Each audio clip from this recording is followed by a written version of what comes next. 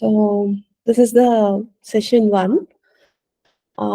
In this session, what I wanted to talk is I wanted to give a disclaimer that I'm not a very ritualistic person, but I always aspire to understand the hidden meanings, because by then we will be able to fully understand the divinity and the meaning what the prayer or the verse is conveying, so that we feel a deep connection towards the God.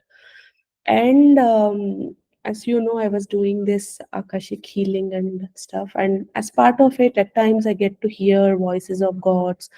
I get to see them and stuff. And when I hear them or see them, they tend to be very kind. They come to be very compassionate, and they always talk in a very benevolent manner, for the highest good of all of us. But then I see certain times we are so disjointed or disconnected with God because we don't understand the spiritual significance or the inner hidden meanings of what the prayers mean.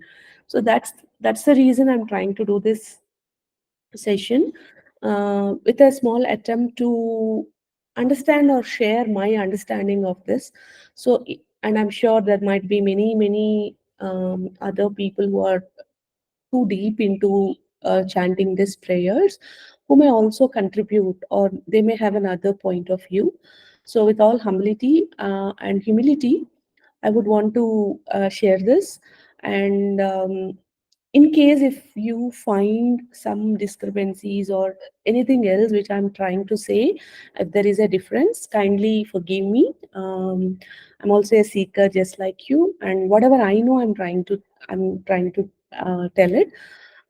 So any kind of positive feedback, or to make an attempt to make this understanding a more enriching experience for all of us, please anytime welcome. Okay, we said that. There is. I wanted to first start with the introduction of what is this Durga Saptasathi meaning is. This Durga Saptasathi is always also referred as Devi Mahatma, and also it is also called as Chandi Part in the Hindu scripture. And the whole narrative is about how Goddess Durga triumphs over demons, different kind of demons. So this total part is part of, there are a lot of Puranas, right, in our Vedic scriptures, and the way divinity has to translate into us. So this whole part is attributed to sage Markandeya. So you always listen Markandeya multiple times during the session, and even during reading of these verses, you always see so many times Markandeya Vacha, Markandeya Vacha. So that's what means. And this whole Saptasati is having 700 verses. So actually, in that 700, close to 550 are actual verses, which is the actual meaning, or the flow between the goddess, the characters of this whole story, and the revolving characters of demons and gods and conversations. All of this would be close to 550, and the other maybe close to 150 might be the Markandeya Vacha, or Rishi Vacha, or Sumedha, or they talk about these characters told this king told replied to this, or this person responded to this in this manner. These responses are other 150 verses, but the whole main prayers are around 550. And this whole chapters, there are 13 chapters in this whole Devi Mahatmya book. You have 13 chapters, and in these 13 chapters, I have understood that there are few chapters where, from where it all starts from here, right? Like any movie, it starts from some screenplay characters and stuff, and then slowly there's a point at which the whole thing starts like that. This particular Granth, chapter 81, from there is where this whole what is about this Devi Mahatmya, all of that starts from chapter 81. So till there, it is mostly about the preparatory. like introduction of the characters and the setting in simpler terms. And I would also want to give you one disclaimer as you are watching this, that um, I'm not a very I'm also a seeker, so you will always find me specifically talking about what so may not be with examples, but maybe talking about the hidden meaning of it, or what does that imply into our life. I would be using such examples rather than telling real time experiences. Okay. Then this Devi Mahatmya also has it's divided into three worshipping of three major gods. One is Ma Kali, another is Ma Lakshmi, and another is Ma Saraswati. So specific chapters are associated with them. The chapter 1 is specifically evoking Ma Kali. Chapter 2 to 3, 4 are about Lakshmi Ma, and then Saraswati Ma is about 5 to 13 chapters. And the first chapter, as I said, this whole story and large is about how Ma Durga fights with the demons and wins. And the whole, if you read it from a very novice beginner standpoint, or we heard, right, that it is very powerful, and it is very very sacred, very close to Vedas. There are a lot of commentaries on this, but then when you normally listen to these verses, you only get to know that this is a fight between demons and gods, and how Ma won over the demons. That's what you feel when you listen to the first time. And then um, we wanted to listen to these prayers because we have some challenges in our life, and we wanted to get some solace and some guidance.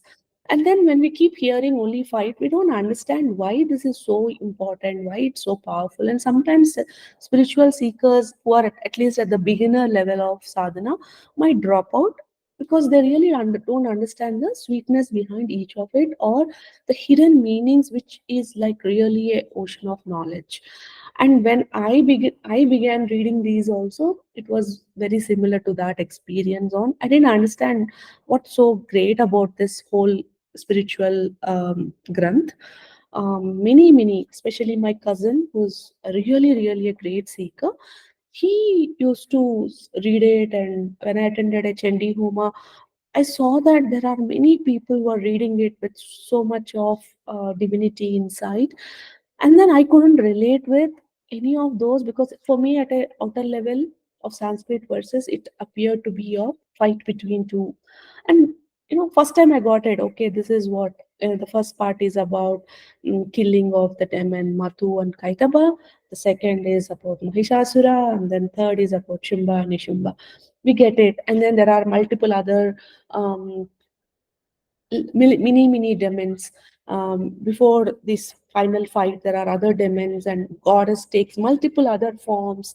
We get the whole layout. But then second time, third time reading, listening to the same thing of fight, it feels like what's so great about this, that people keep asking us to read it multiple times and stuff.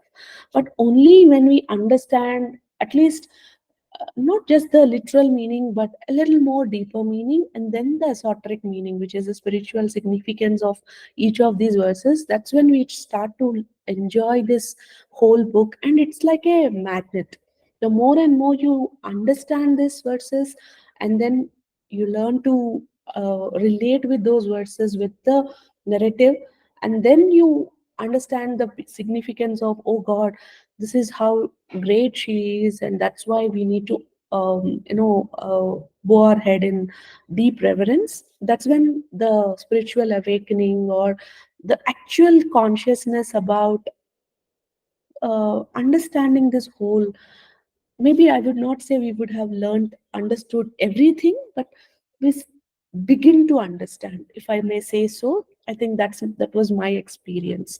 And again, as a disclaimer, I'm still a beginner, so still inside of that beginner levels only, we could feel this great sense of a kind of a magnetic pull, a looking forwardness to understand more, to learn more, to seek more, and to literally feel those goosebumps when you really get in touch with the divinity which is inside you through the words that's been there. All such experiences you tend to get once we get allow ourselves to be in that state of reverence, and the reverence only comes when we actually understand the significance of each of these words. So that's something which I would also request you also, when you are starting your sadhana, whenever the time is right, just try to relate with this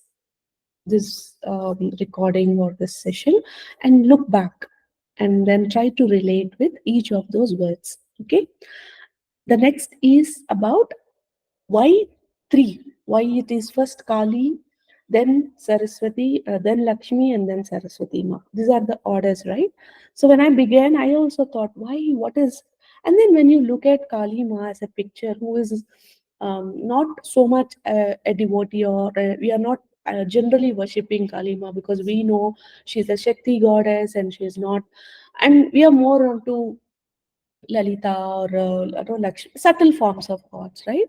At least I was so. So maybe I'm relating like that only with you also. Pardon me if it's not. But I always thought Kalima was a very powerful goddess.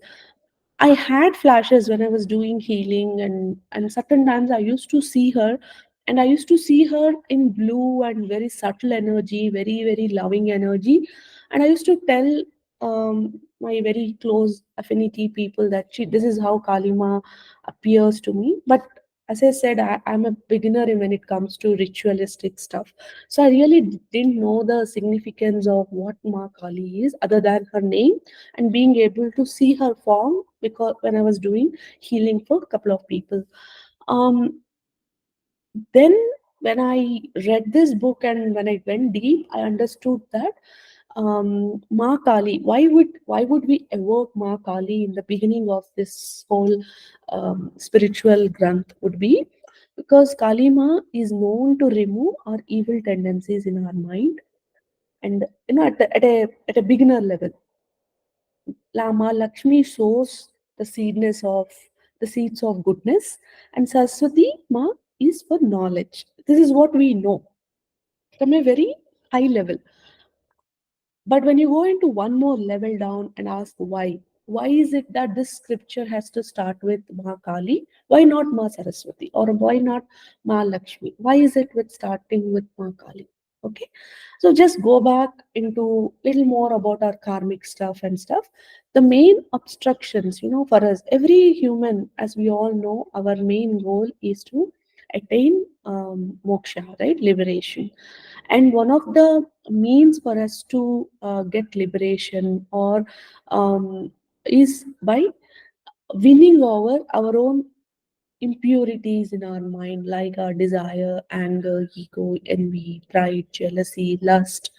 All of these are the evils, or they are the demonic forces which will not help us to reach moksha. Or the other way said, maybe this is all the maya that is created by goddess for us to win. Only when we win over these we attain moksha.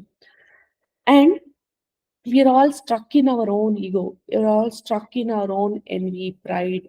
There are life challenges, there are desires that's not getting fulfilled, there is resentment, anger. Some things are not happening according to what it to happen. And we are amidst fighting all of this while looking after our families and work and surviving. And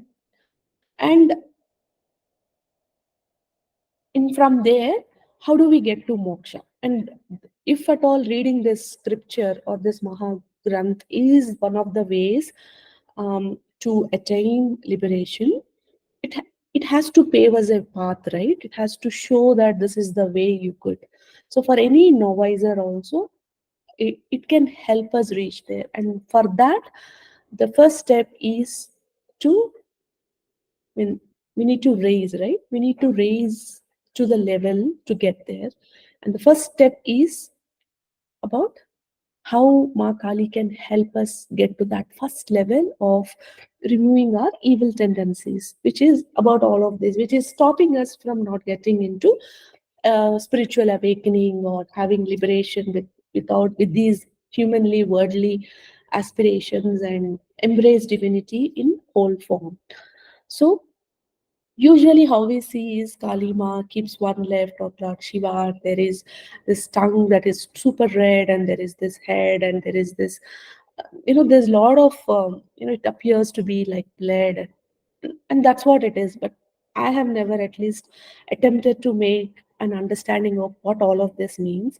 And with my whatever knowledge I could get, which I'm sharing right now, she usually, keeps her feet to the left and the right at the back, and then there is this position where she is gently nudging Lord Shiva. But then what I understood is it is she's awakening him. And the pratyalida is a word that has come, which is the opposite of alidha in Sanskrit, which is either licking or tongue applied to, is the literal meaning of it. Okay, but if you look at the spiritual significance of all it, what is she licking? What is she consuming? All of these red forms and stuff through her tongue, eye, and posture is a sense of ego, which is also called as ahankara shakti. It's a personal energy which is intimately connected with our breath, with our life force that sustains our body, mind, and spirit. And it's important for our physical being, right? If a breath is only not there, we are died. So our breath is needed. Our breath is, it is so interrelated. Our ego is so interrelated with our breath.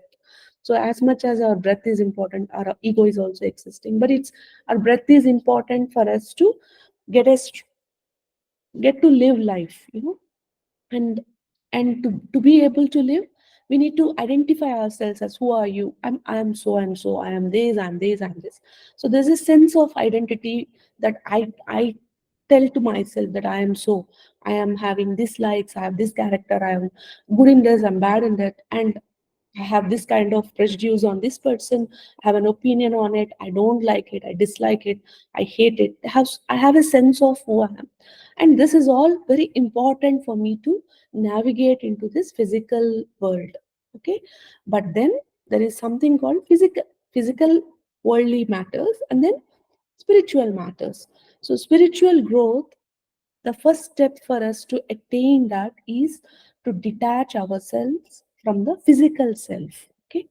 So meaning we should become non-egoistic. So whatever is that thing that is holding on to us, as whom I hold myself, I say this is who I am, and I want to dismantle it and truly identify not the form I assume that I am, but what is the divine form that I am, is where the beginning of the spiritual evolution starts. Are you able to get what I am trying to say, or is it too complex? Yes, Teju, yes, Teju, we can follow you. Yeah. So, um, so this spiritual growth is only possible when we can, how much ever we are able to detach ourselves from that, the basic norm of self that we have held for ourselves. So when we worship Kali, she, with her tongue and all the form, what she is absorbing is she's dismantling that the ego self of us and facilitating this transformation of inner awakening, spiritual growth, and all of that. So once our ahankara is dead, she has already taken off all our ego and left us with a confused state of who am I? What actually I am? I thought I am so, but looks like that's not me. That's my maya, that's my ahankara that's speaking. But who actually am I? When we get into that state, that is where we are now ready to accept knowledge, the true knowledge, not the knowledge. Again, I'm telling, this knowledge is not about your domain expertise or the way worldly affairs that you are already an expert, but from the spiritual side. Okay. And from there, what is that I am good at? What is that my God has asked me to do? What is that I am here for? Who am I? What's my true nature? What's my essence? What's my purpose? And how do I relate with myself and others? And when you get into these aspects of life, that's where, when our ahankara dies, the first question that starts is, if that's not who I am, which I always thought I am, who am I? And that is where I'm ready to get knowledge. And Lama Lakshmi prepares us for that, okay, by removing all of the other cravings we might be having. So once our evil tendencies on mind, desires, attachment, this goes away, we are at least dismantling. It's like a, it's not like one spear you just clip and then that's it, right? It goes level by level by level. The first thought is being able to accept that dismantling and then understanding. And when spiritual awakening happens, it really rocks our boats, right? So being able to shed all that which is not me, embracing the divinity within me. That's step one. And then understanding, okay, what's the true knowledge I need to get?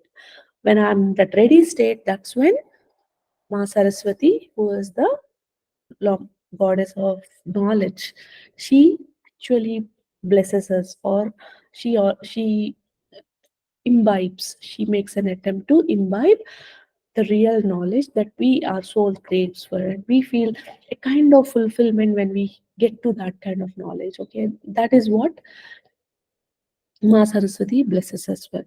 So that is the reason we worship, or we read this Mahagranth, to be able to dismantle our ego self, make ourselves ready for our real knowledge, and then actually acquire real knowledge.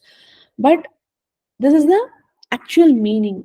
But then when you always just listen to it without understanding the verses, the significance, it just doesn't fit into this expectation on why this granth is being written.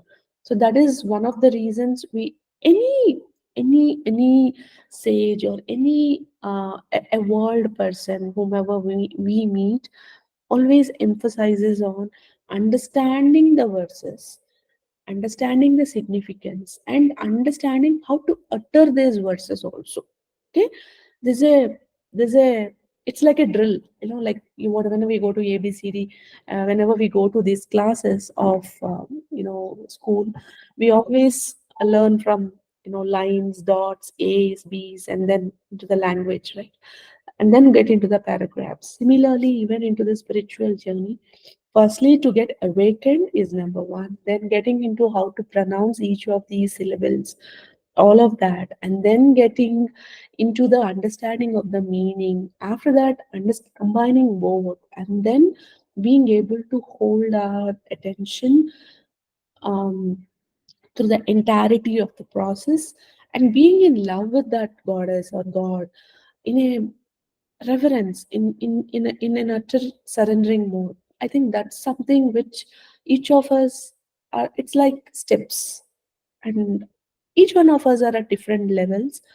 uh, I'm no different to you, you're no different to me, but we are all learning and trying to soak in this divine essence, which is more sweeter the more you discover about it. And that's my take on this thing. And the best way we relate with Devi Ma, usually we say Amma Amma. Why? Because we'll understand why she is the mother in the subsequent chapters. But um, at a very primitive level, Ma Sarada, Shringeri Peeth, or no, the Ma Sarada. So she said that if anybody approaches me calling me as mother, I cannot reject his request. Because whenever we have our children and they ask, I need a chocolate, I need this, I need that, it's very hard to say no to our own kids, right? Dad can say, because they are by nature protectors, and they can um they at least see it is which is good bad for the kid, and then only give what is best for them. But Ma is always having that small lenience towards children, that she always wants to give something, even if she knows that it's spoiling the child or it's not good. But when the child asks, She can't say no, right? That's an inherent nature of being a woman, mother, nurturer. So similarly, Ma also, goddess, she also can't say no to her devotees when we call her as Ma and ask at request and any boon, anything which is troubling us, when we talk to her in a way which is like a child talking to her mother, I think she accepts us the best. And when we can surrender to her as I'm surrendering to my mother, and anyways, mothers are very close to us. So it's very easy for from this side of this story also.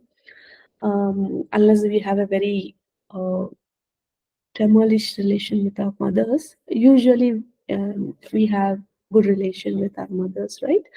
So for us also, when we take her as ma, it's so easy to take that. Yeah, she'll be more sweeter than my mother, or she might be more sweeter even if it's the relation with my mom is not that great. But I would have seen other moms, and I wished that okay, my that mother, I could have had that mother. So she will be more sweeter than all of those mothers combined. So that would become a more intimate relation I can build as a child. And from there also, from mother's side also, when anybody, you know, prostrates in front of her, like her own child, and asks for anything, she's the first person to.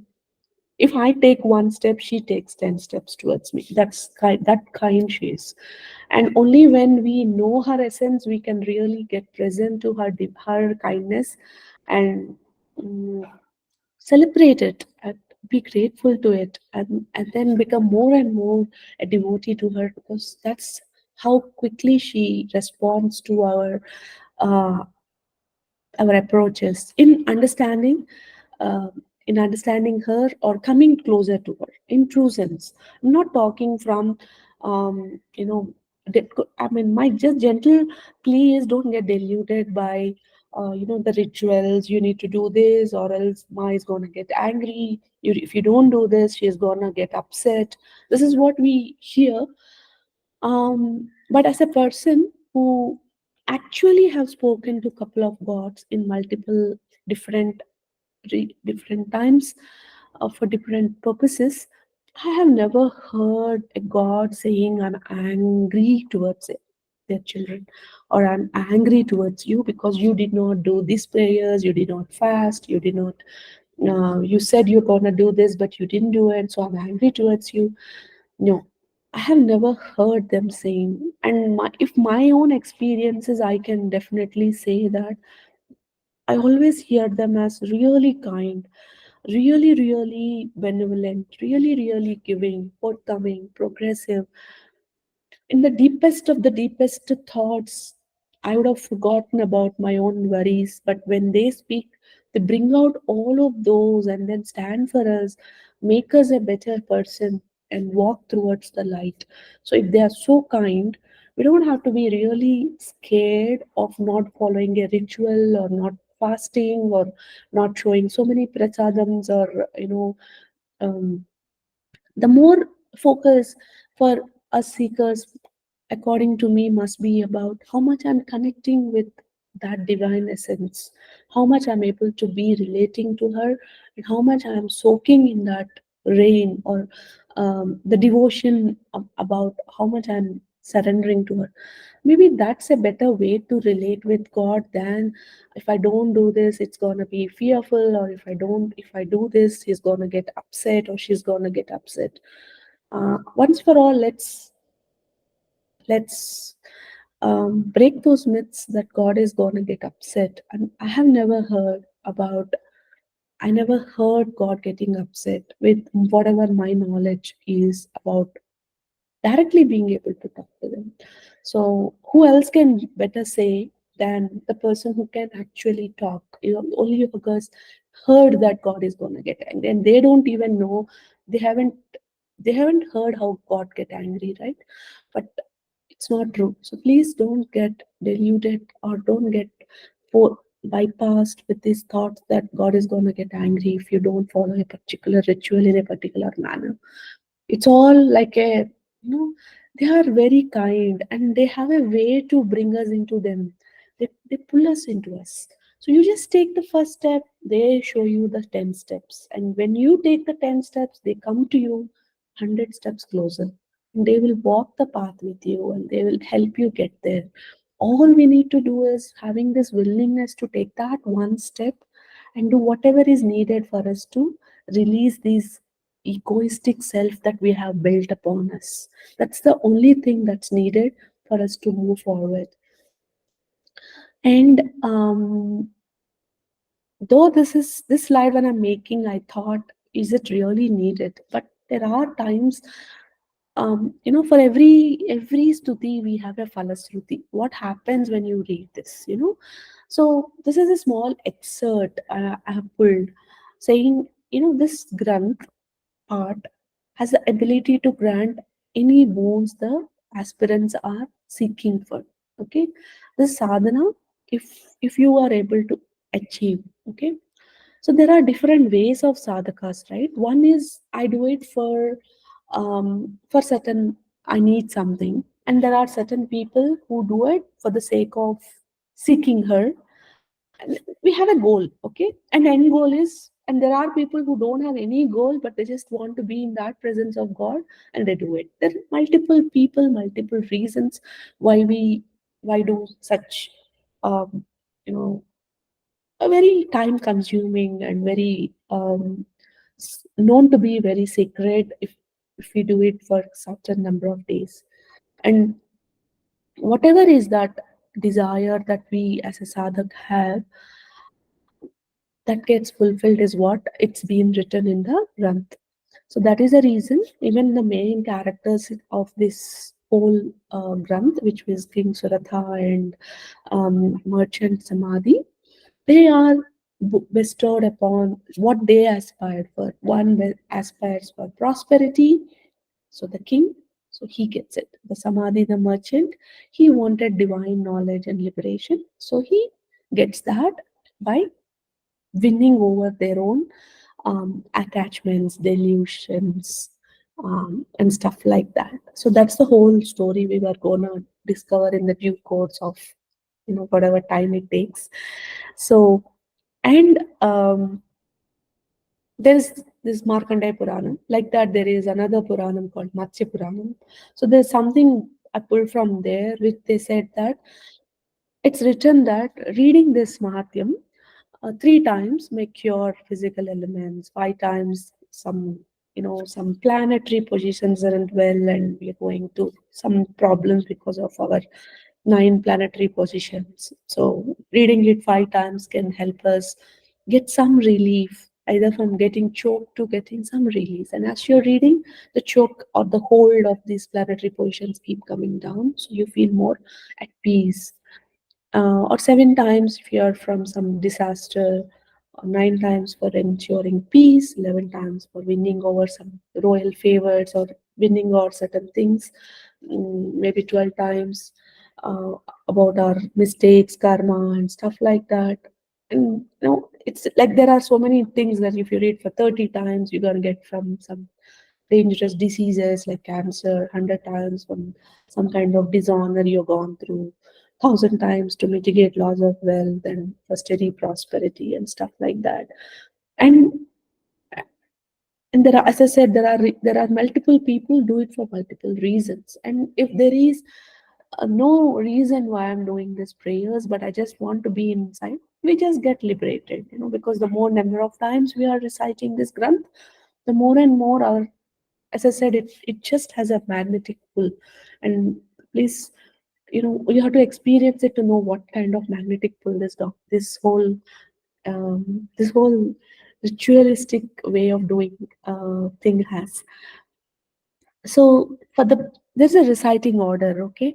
Um, i have I have read multiple uh, books to get to this reciting order, um, and it's up to you which one you want to choose. Okay, all of these 13 chapters can be done in one sitting, or it can be done in 3 days, where day one you're reading the chapter 1, 2, which is about 2, 3, 4, and 3 is about 5 to 13. That's a logical way of three gods, three reasons on how you are killing our inner demons and winning over and trying to help us with spiritual awakening in the spiritual essence, but in the story wise, Ma Kali, Ma Lakshmi, Ma Saraswati, and killing three different kinds of demons in the whole story. That's what you can achieve in 3 days.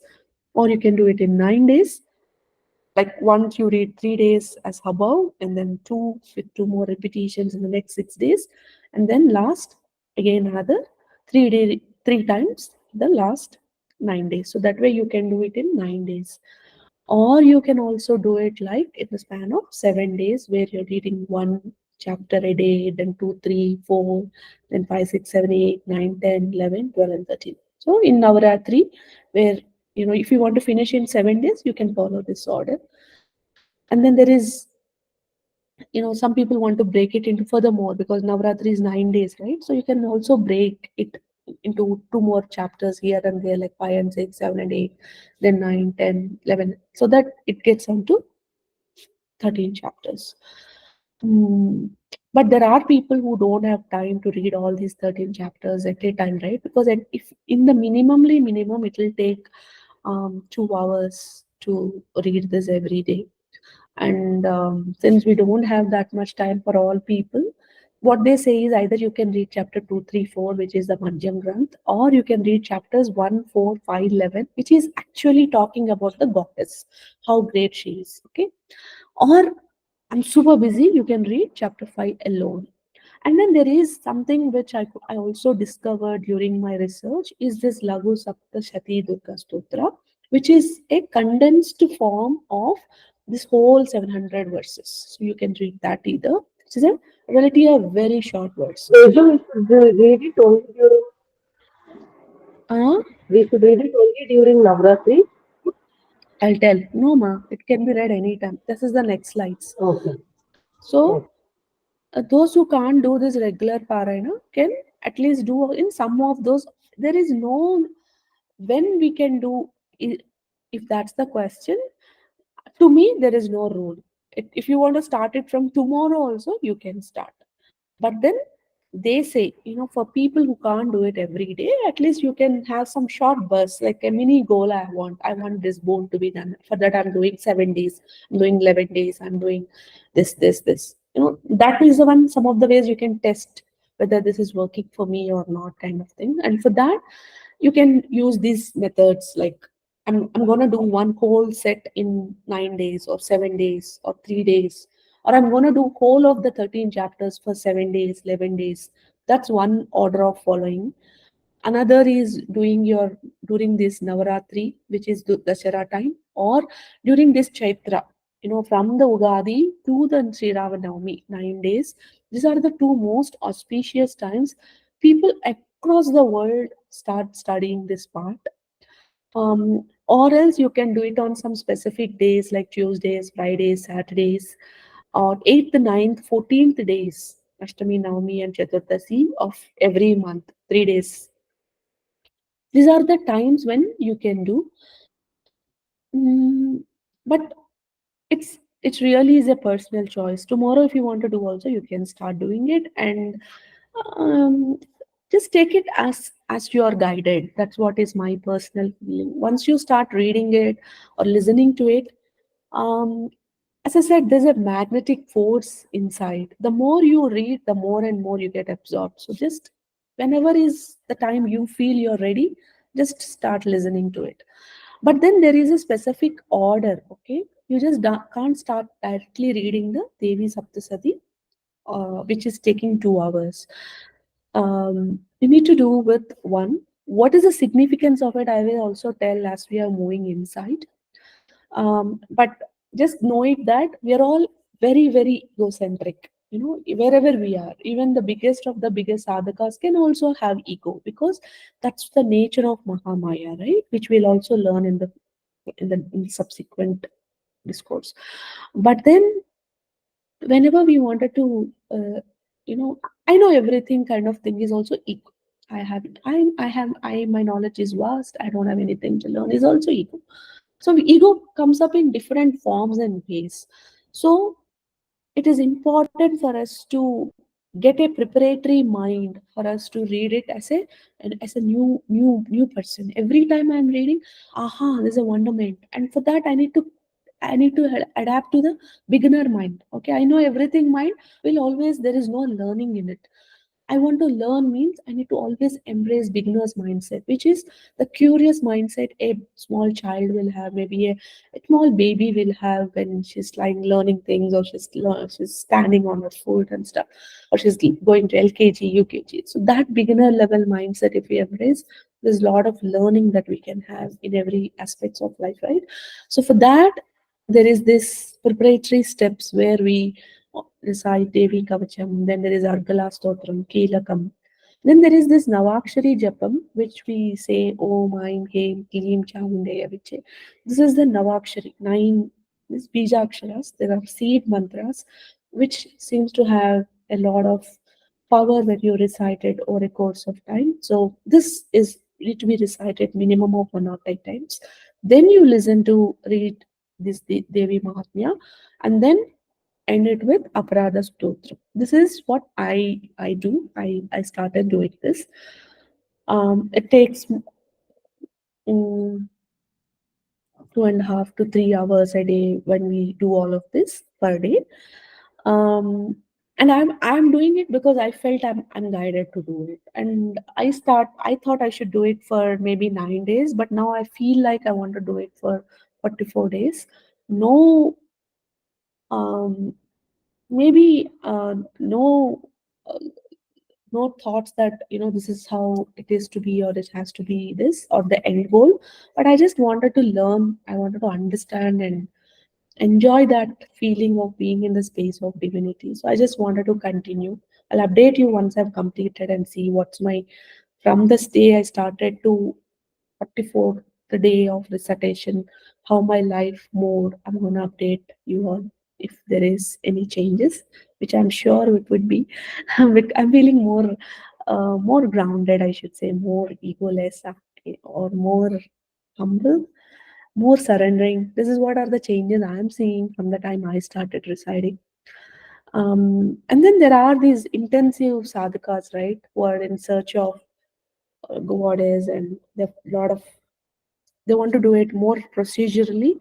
For them, there are few more suttas that's included called Rati Sutta, and then after you complete your the Durga Saptasathi, every chapter I learned in one scripture, one grantha, that 1 or 2 times again you need to recite to this Navakshari chanting, and then you listen to this Rahasyatayam. There are three more stotras on these, and then you go to Kshama Prarthana, which is like a more intensive. And then the more intensive form about it as we are going is between these 13 chapters, it's like you read 1 chapter, and then you go by 1 or 2 times of chanting of Chamundai, and then you go by listening to Rudra Chandi Stotra, which is listening or reading or reciting.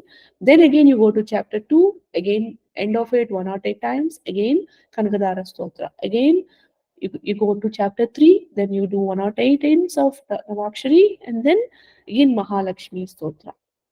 Like that, every chapter 1 or 2 times, and then these stotras. So this is more intense way of doing things, which I think there are. And before to it, like when you start even to this Devi Kavacham, there are like your normal Ganesha stotram, and then your invocation stotrams, which we do, lightning the diyas, and all of those preparatory rituals which we are one supposed to do, and then reciting these, and then in between of this. So this is more a very intensive way of seeking goddess. But what I again understood is, if we are not able to listen to all of these, you say that, ma'am, I really like doing this. Maybe 4 hours a day I can dedicate to it because I feel a lot inner peace. One thing I can say is, even though spending 4 hours, it feels so trivial when you really understand what Ma do for us. So it's an honor to be in her presence, and it's a privilege she gives us when, if at all we are blessed to be able to do these rituals. That's my take on it. And in case if we are, so we still want to do this 108 times but not wanting to read all of these stotras, there is one Siddhi Kunichika stotra. Okay, this Kunjika Stotram is what is most important amongst all those 13 stotrams that's been discussed. So we can either still go with the same basic order and add 108 times of Navakshari and then end with the Kunjika Stotra. Even that's also accepted. See, there's no set rules that this is it. But at least